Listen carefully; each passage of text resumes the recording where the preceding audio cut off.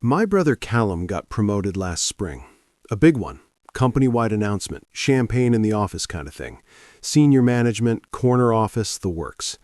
My parents were ecstatic. They took him and his girlfriend on a week-long luxury cruise through the Mediterranean.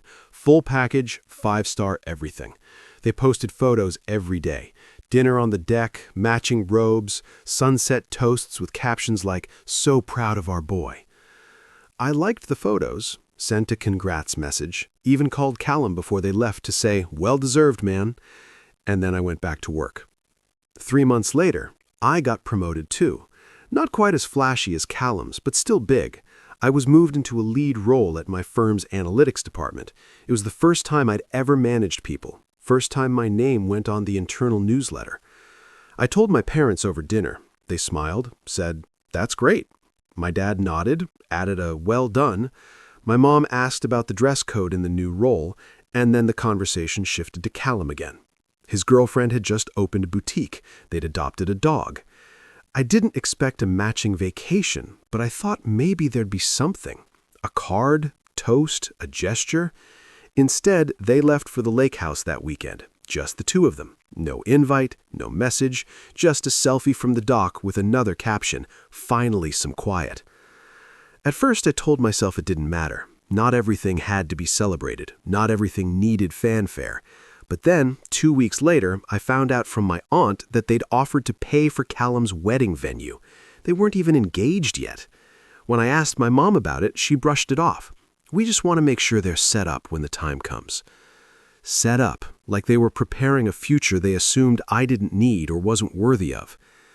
I thought about confronting them, but I didn't want to sound jealous or petty or like I was keeping score.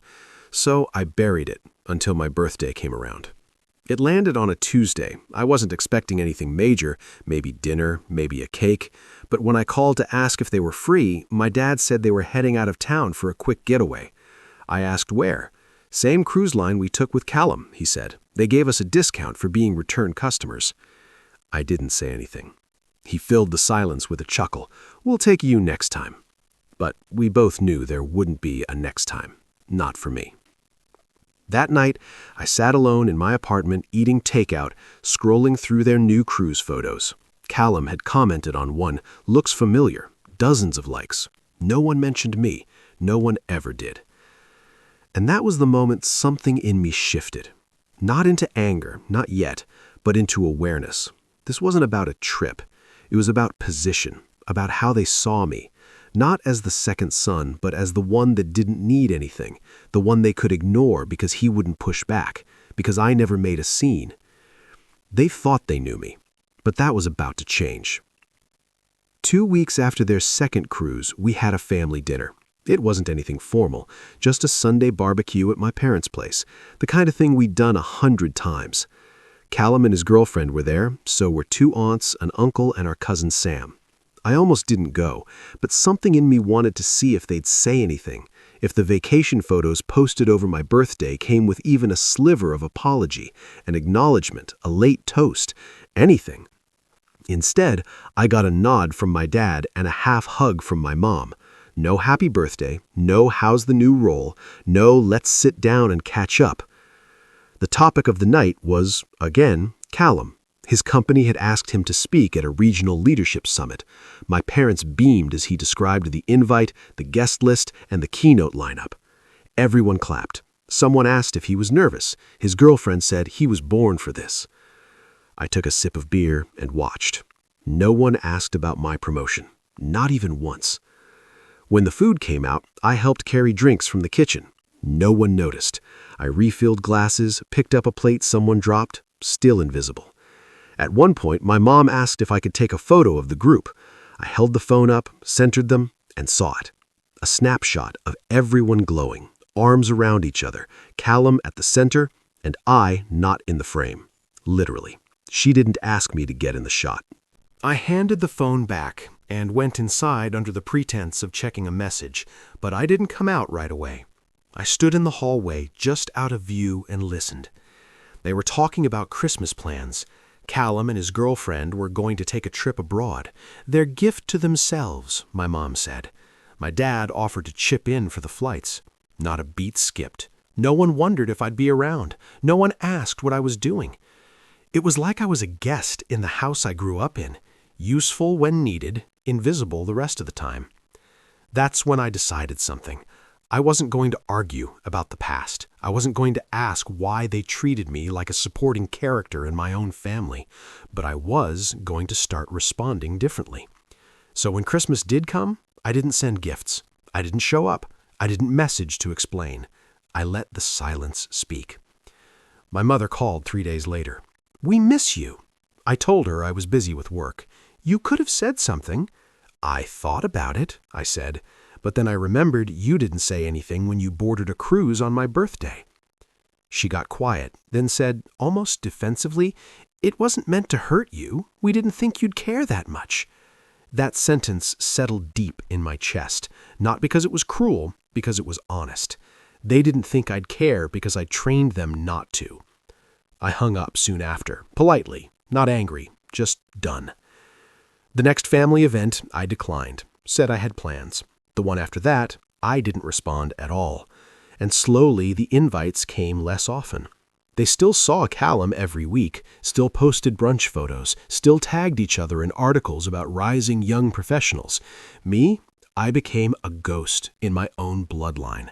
And for the first time, I stopped trying to haunt it.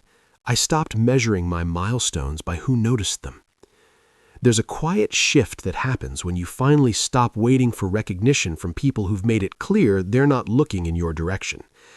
I focused on work, not in the bury my feelings in my job way.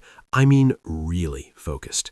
I started pitching projects higher up the chain, took on risk, started managing a team that doubled in size in under a year. Eventually, I moved into a role with oversight over 3 departments, not just numbers, strategy, direction. My name started appearing in industry newsletters. I spoke on a panel. I mentored junior staff. I wasn't chasing approval anymore. I was chasing what I knew I was capable of, and I was hitting it. That year, I bought a place. Not a massive house, but a condo in a city I loved. Bright, clean, near a park with a balcony that got the best kind of late afternoon light. I threw a housewarming party, invited coworkers, a few friends from university, and my neighbors. My parents weren't on the list. Callum wasn't either. Not because I wanted to hurt them, but I didn't want to perform for them anymore. I didn't want to watch them compare what I'd built to whatever Callum had posted most recently. I didn't want their approval like a stamp on a passport I'd already earned. Then something unexpected happened. An old friend of my parents, someone I'd barely knew but who'd met me a few times as a kid, messaged me on LinkedIn. Short, polite, "Heard about your recent success. Congratulations. Your parents must be thrilled." I stared at it, felt something tighten in my chest because no, they weren't thrilled. They hadn't said a word. They hadn't asked about the new job, never called when my name was listed in a professional profile roundup, never mentioned the condo, not even a comment under the photo I posted, my first one in 6 months, standing on the new balcony, glass in hand, smiling. They knew, of course they did. We shared enough mutual connections. People talked, family friends commented on the post. My cousin texted me to say she'd shown her mom. They knew, but still, silence. Then came Callum's engagement. It was a full production. Announcement photos in a flower field, a branded hashtag, champagne, and a drone video of the proposal. The caption, "She said yes. Couldn't have done it without the people who always believed in me." The first comment was from my mom. "We're so proud of you, sweetheart. You've built something beautiful." I closed the app, not because I was angry, but because I was finally starting to feel the difference between being ignored and being free. I didn't send a gift, didn't like the post, didn't respond when my dad texted a week later to say the engagement party was coming up and they assumed I'd be there. I replied simply, "I won't be attending." No reason, no apology, and this time, no follow-up. They'd started to notice the distance. I could feel it in the subtle shifts, the occasional check-in text, the slight hesitations in my mother's voice when she left voicemails. But they hadn't connected it to anything they did, because people who don't see you to begin with can't imagine why you disappear. And I wasn't going out of spite. I was gone because I'd finally realized you don't owe closeness to the people who only call it family when it's convenient. You don't owe your presence to the table where your seat has always been borrowed, never built. I wasn't chasing applause, not anymore. But when the nomination came through, something in me still flickered, that old instinct, the one that wants someone to notice when you finally break through the ceiling they said you'd never touch.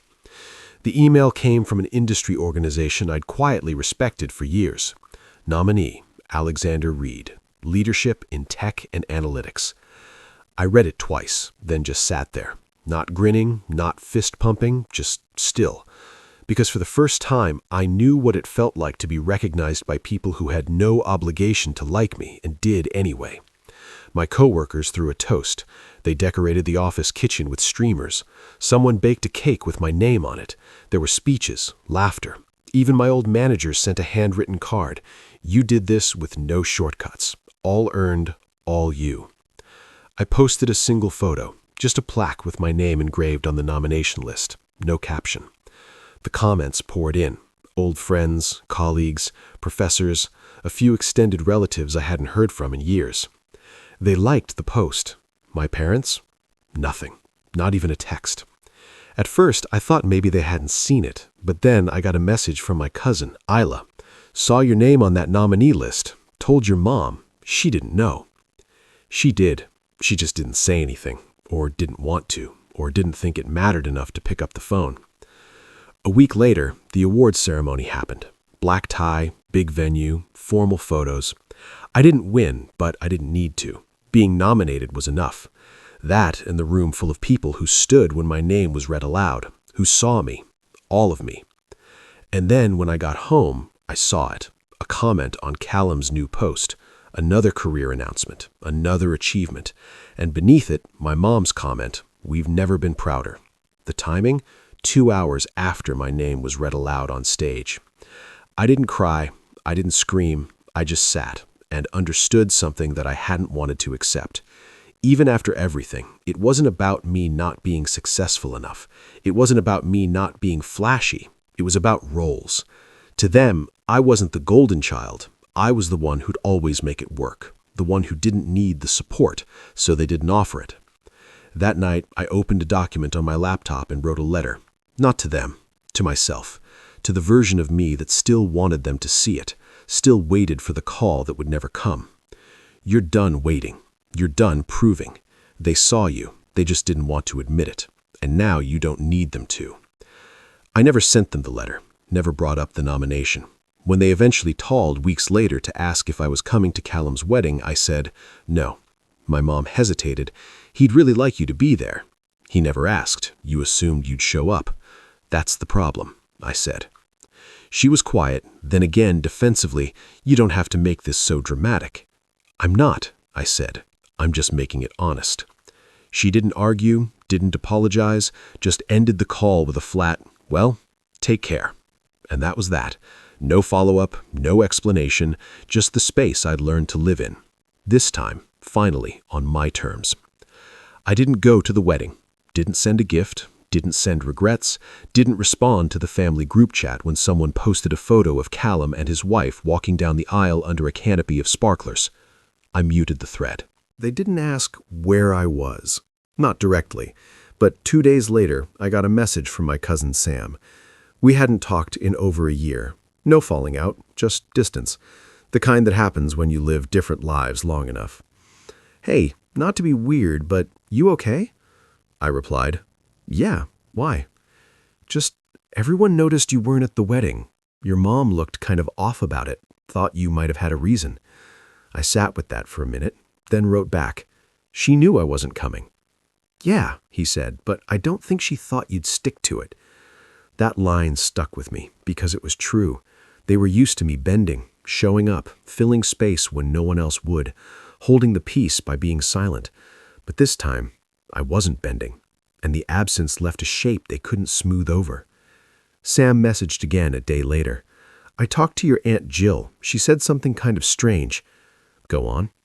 Your dad told some people that you've been doing your own thing for a while, but didn't say what that was. I stared at the message. So they don't even tell people what I do? I guess not, she said. He changed the subject really fast. It wasn't just that they weren't proud of me. They were embarrassed by what they couldn't control. I didn't fit into their version of family success. I didn't ask for help, didn't rely on them, didn't perform the role they'd scripted for me. So, rather than acknowledge my path, they pretended it didn't exist. That way, they never had to answer for why they'd supported one son with vacations, funding, and applause, and left the other to build his future from nothing. Later that week, Sam and I got coffee. He asked more questions about my work, my move, my life. Said he felt bad for not keeping in touch. "I guess I thought you were too busy," he said. "I was," I told him, "but not for this." We sat quietly for a bit. Then he said something that landed harder than I expected. "I always thought they treated you differently. I just didn't know how much of it you were carrying."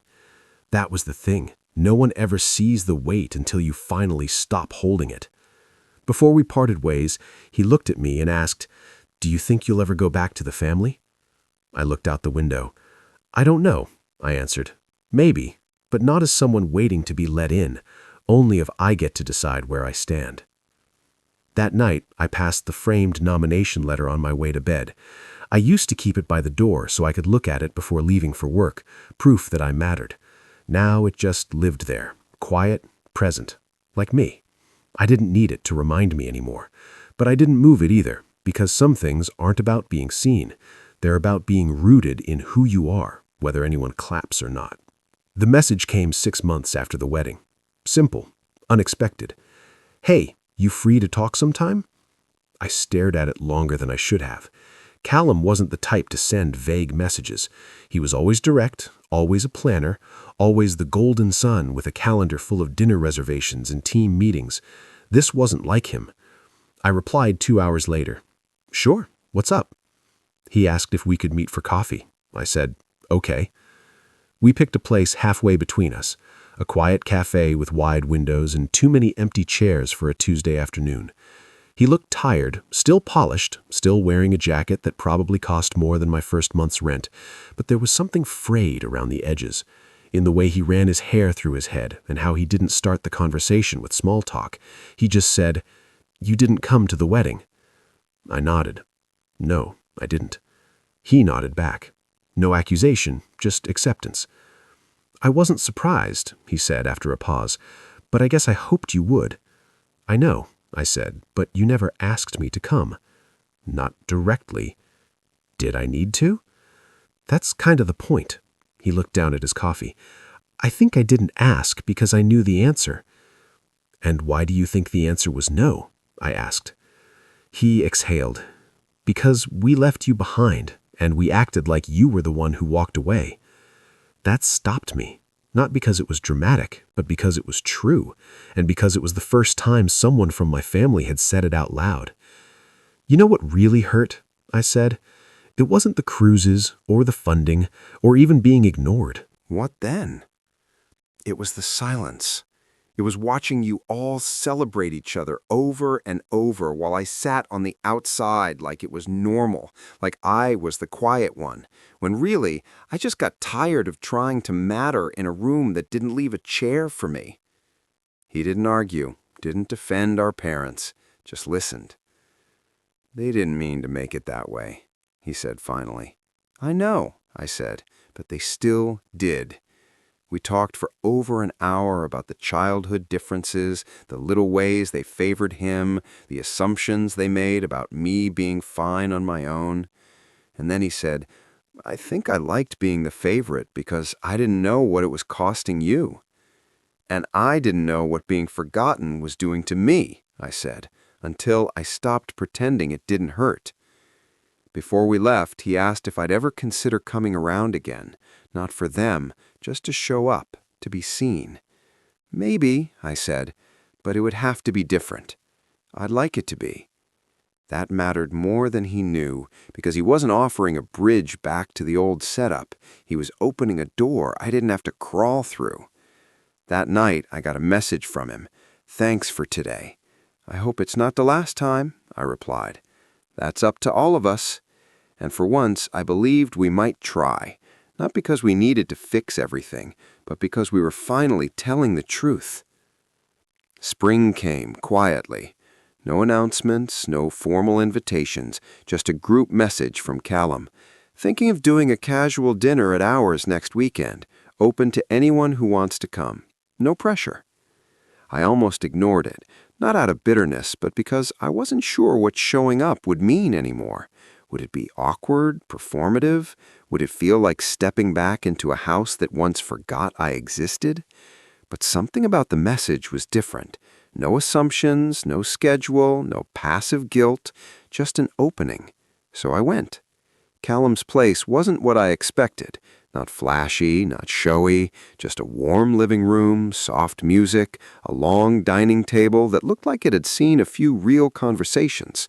I walked in, and for the first time in years, no one made a big deal out of my arrival. No dramatic, "Look who's here!" No wide-eyed surprise. Just Callum saying, "Hey, glad you made it." And someone else, my cousin Layla, smiling and pulling out a chair. "This one's for you."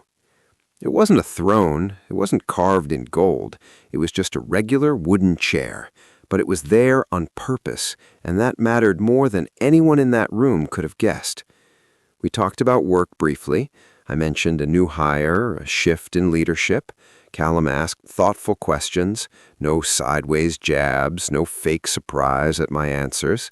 My Aunt Jill complimented the way I handled the community panel she'd seen online.